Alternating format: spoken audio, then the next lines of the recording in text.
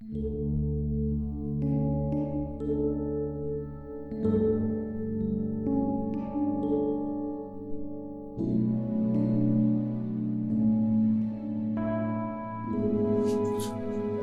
pagi, saudara yang dikasihi Tuhan. Kita jumpa pada hari Sabtu tanggal 15 Mei 2021.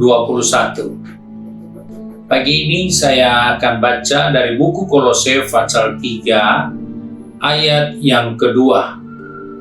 Firman Tuhan berkata sebagai berikut, "Pikirkanlah perkara yang di atas, bukan yang di bumi."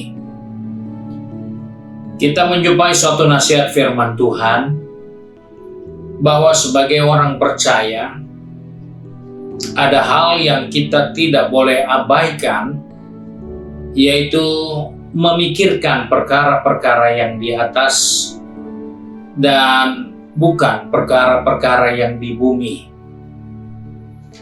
Sebagai orang percaya, kita tahu apa maksud firman Allah. Tetapi seringkali di balik pengetahuan itu justru kita tidak melakukannya. Kita sibuk dengan perkara-perkara yang di bumi. Kita mengurus hal-hal yang selalu meragukan kita, menakutkan kita, mengecewakan kita. Itulah yang kita pikirkan.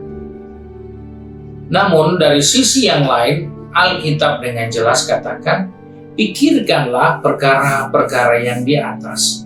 Maksudnya, bukan hal-hal yang di bumi, tetapi hal-hal rohani.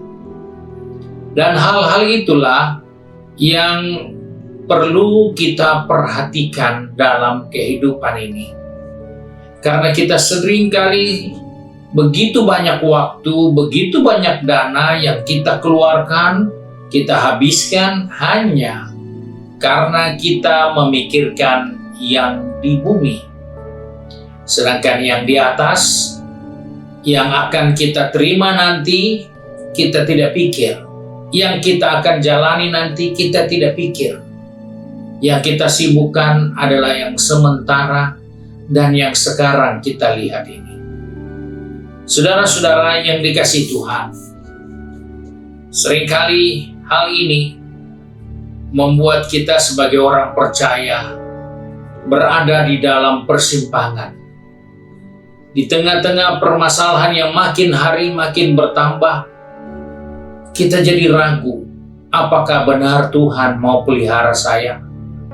Apakah Tuhan mau menjamin kehidupan saya? Keadaan makin sukar, situasi makin sulit. Keadaan yang kita harus jalani di tengah pandemi ini tidak menjanjikan yang baik. Hal ini membuat kita ragu, membuat kita bimbang. Tapi Alkitab ingatkan, jangan memikirkan hal-hal yang di bumi ini, yang membuat kita ragu, membuat kita bimbang. Tapi pikirkanlah perkara-perkara yang di atas. Seringkali perkara yang di atas itu kita tidak bisa lihat. Sebab itu kita tidak pikirkan. Sama seperti dengan seorang anak yang bermain perahu di tengah-tengah kolam. Dan ketika perahu itu ditiup angin, maka anak itu tidak bisa lagi mengendalikan perahu itu dengan remote controlnya. Perahu itu lari terbawa angin. Dan ketika dia sudah di luar jangkauan dari radius remote control yang dia pegang, maka perahu itu tidak akan pernah kembali. Dan di dalam keadaan seperti itu, dia butuh orang lain untuk menolong dia. Dan ketika ada orang yang datang untuk menolongnya, dia berpikir orang ini akan berupaya mencari signal yang bagus di tempat yang lebih dekat supaya perahu itu bisa terkontrol kembali. Tetapi orang itu mengambil beberapa batu dan melempari.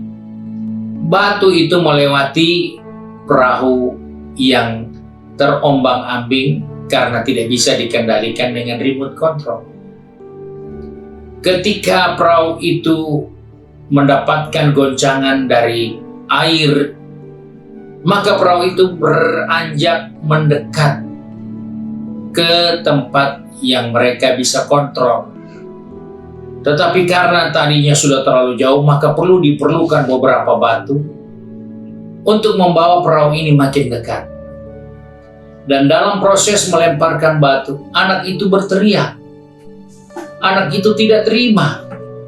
Anak itu marah. Menurut dia caranya bukan begitu. Caranya dia sudah juga tidak tahu. Tetapi menurut dia bukan cara begitu yang dia mau. Tetapi dia sendiri tidak tahu cara apa yang dia harus buat. Dan itulah yang seringkali kita temukan dalam hidup ini. Allah izinkan kita mengambil jalan kita sendiri. Dan ketika Allah menggunakan badai, menggunakan situasi kondisi yang tidak nyaman itu untuk membawa kita kembali di bawah pengaruh dan kendalinya, kita seringkali berkata, bukan ini yang saya punya mau. Kenapa? Karena kita tidak memikirkan perkara yang di atas. Dan ketika perahu itu makin mendekat, akhirnya perahu itu bisa dikendalikan lagi dengan remote control. Itulah kehidupan orang-orang yang tidak memikirkan perkara yang di atas. Tuhan punya cara untuk mendidik kita, mengarahkan kita kembali kepada Dia dengan caranya. Bukan dengan pikiran kita, bukan dengan kesenangan kita atau kesukaan kita.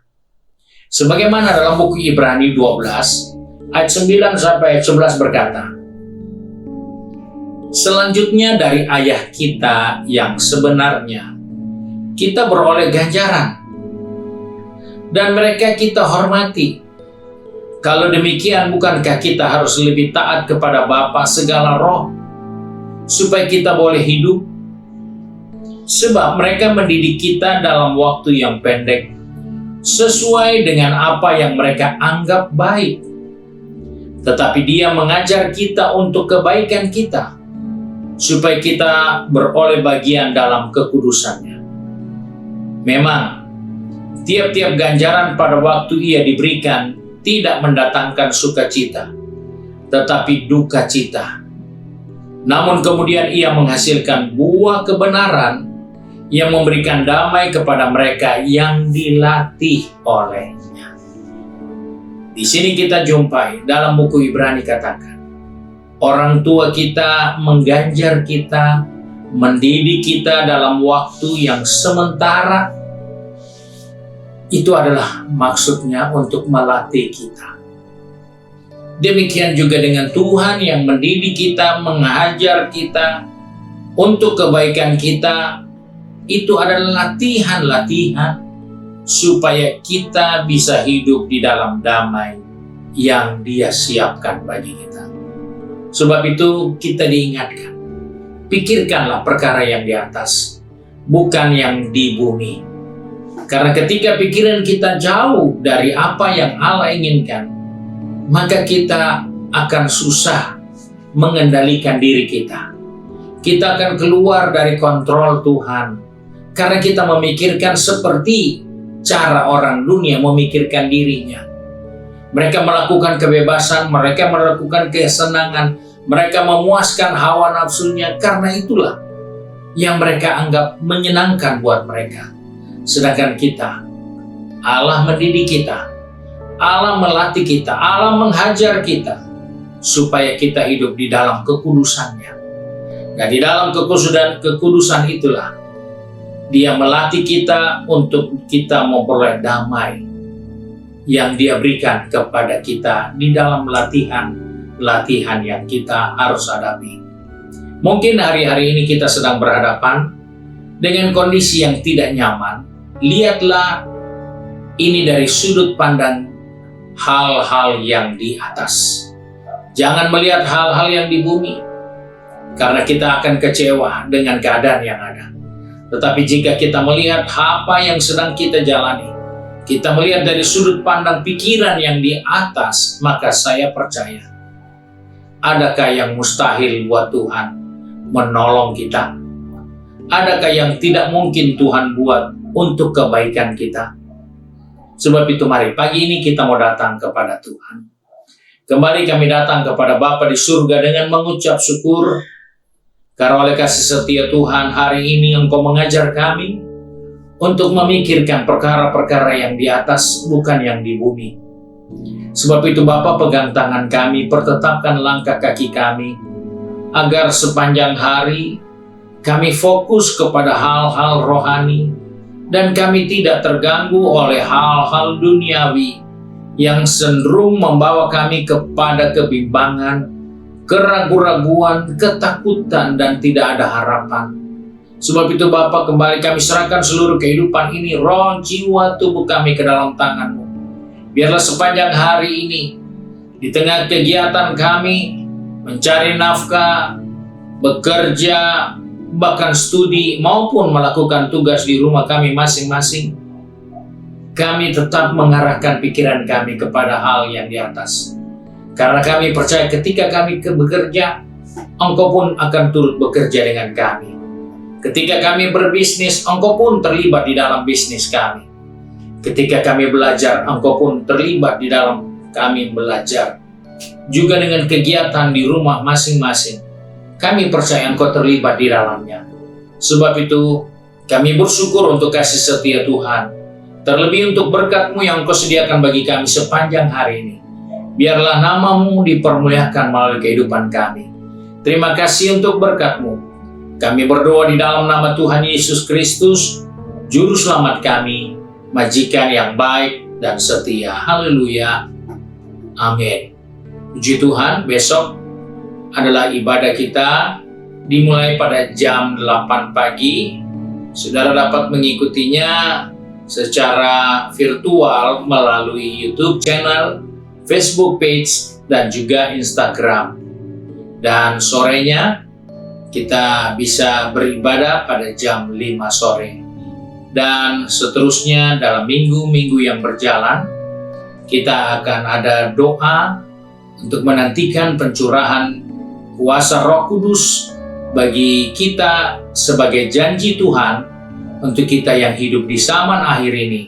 Kita perlu kuasa Roh Kudus, sebab itu ikutilah acara-acara doa itu melalui virtual.